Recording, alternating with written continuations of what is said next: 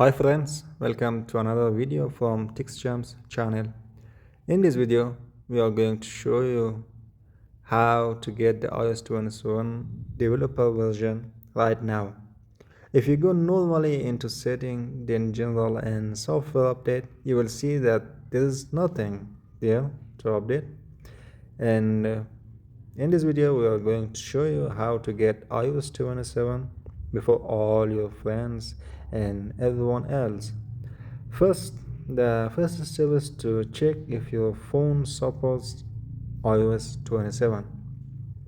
And I have brought the list here for you. If your phone is in the list, then you can get iOS 27. If not, well, you just can't have iOS 27.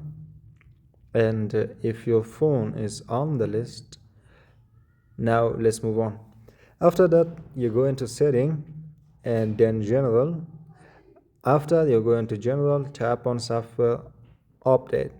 Here you won't see anything to update, but if you tap on better updates, the second options at the bottom and the automatic updates, it will give you some options.